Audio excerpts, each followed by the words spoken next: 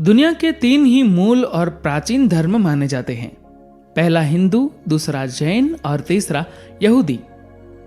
हिंदू और जैन से जहां बौद्ध और सिख विचारधारा का उदय हुआ, वहीं यहूदी धर्म से ईसाई और इस्लाम धर्म की उत्पत्ति हुई।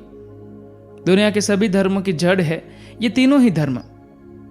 लेकिन आज जड़ संकट में है।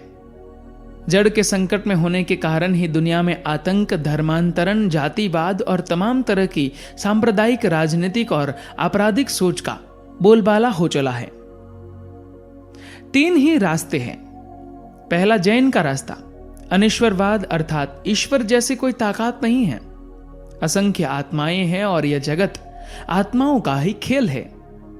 सभी की शक्ति से महाशक्ति का जन्म होता है। सभी स्वतः स्फृत है। अपने आत्मा को इतना बड़ा करो कि तुम खुद ईश्वर का पद प्राप्त कर सको। प्रत्येक व्यक्ति में ईश्वर होने की ताकत है। सभी कुछ बीज से वृक्ष हुआ जा रहा है।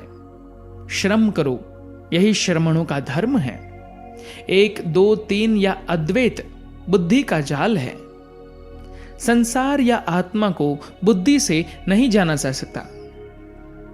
विशेषता, अनिश्वरवाद मंदिर मार्गी भी है और मंदिर से दूर रहने वाले भी है। अब दूसरा है यहूदी धर्म का रास्ता।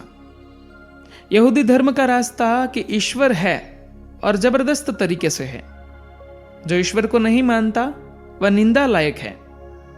ईश्वर ने ही यह संसार बसाया और आदमी को बनाया, और ईश्वर से डरना जरूरी है। ईश्वर के दूत, पैगंबर को मानो। सब कुछ द्वैत है, अर्थात 2 है। ईश्वर है और यह जगत है। ईश्वर न्याय करता है।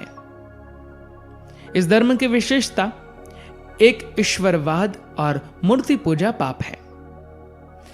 तीसरा रास्ता जो उपरोक्त दोनों रास्तों के बीच से निकलता है, इसलिए उसे विरोधाभासी माना जाता रहा है, वह है अद्वैत का मार्ग।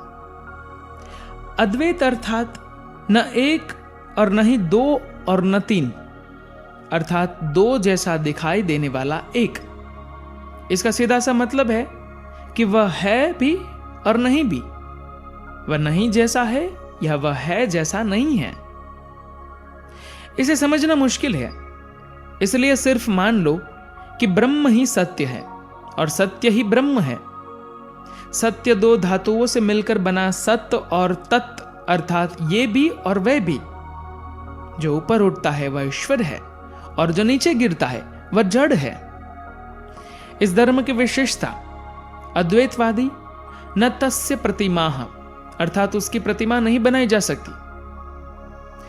ये 3 तरह की विचारधारा का जिक्र इसलिए कि आधुनिक दुनिया में उक्त विचारधारा को और उनके जन्म की परिस्थिति को कभी भी अच्छी तरीके से न तो समझ गया और न ही समझाया गया।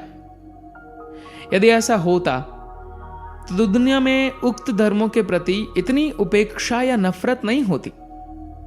लेकिन यह भी तय है कि जो लोग अपने पूर्वजों का सम्मान नहीं करते और उन्हें याद नहीं करते, उनका अस्तित्व ज्यादा समय तक बरकरार नहीं रह सकता। न प्रारंभ है और न अंत। तो कोई भी विचारधारा न तो प्रारंभिक है और न ही अंतिम।